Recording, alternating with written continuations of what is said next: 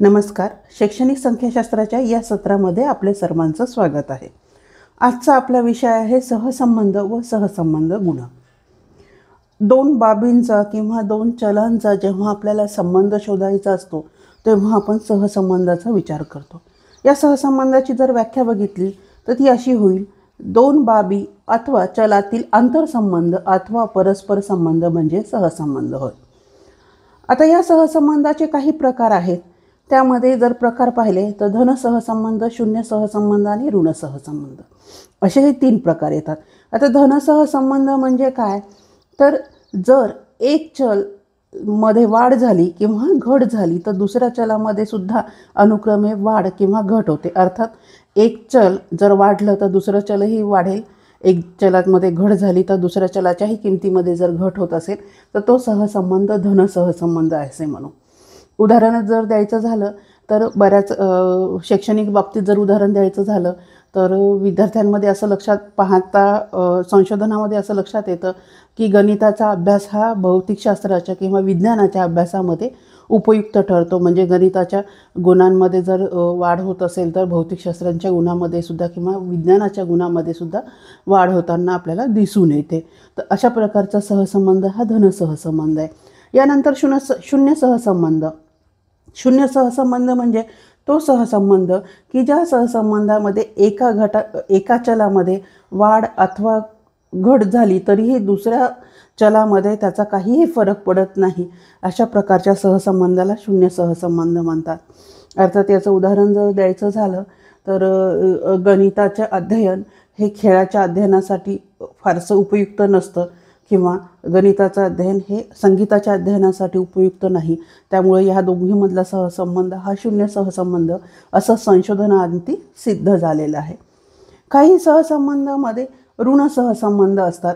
अर्थात एका चलामध्ये जर वाढ झाली तर दुसऱ्या चलामध्ये घट होते आणि एका चलामध्ये जर घट झाली तर दुसऱ्या चलामध्ये वाढ होते. यालाच ऋण सहसंबंध म्हणतात.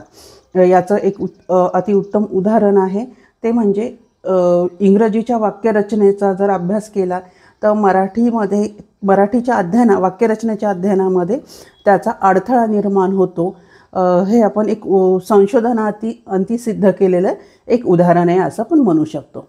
आता हा सहसंबंध एका विशिष्ट बाबीद्वारे मोजल्या जातो आणि त्याचं प्रमाण किती आहे काय नाही हे मोजण्याचं एक विशिष्ट परिमाण आहे, त्याला सहसंबंध गुणक म्हणतो.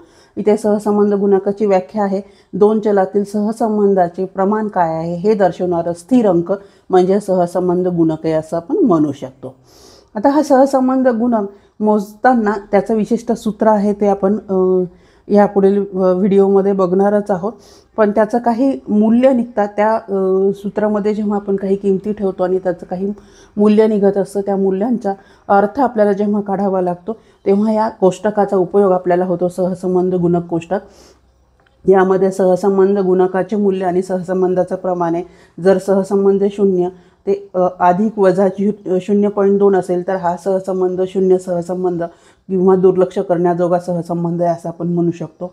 जर सहसंबंध अधिक वजा 0.2 ते अधिक वजा 0.4 असा असेल तर तो अत्यल्प सहसंबंध आहे.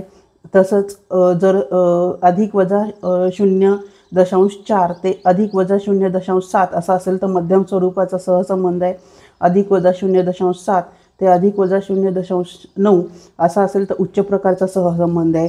आणि हा सहसंबंध अधिक वजा 0.9 ते अधिक वजा अधिक वजा 1 हा असेल तर आदर्श स्वरूपाचा सहसंबंध आहे.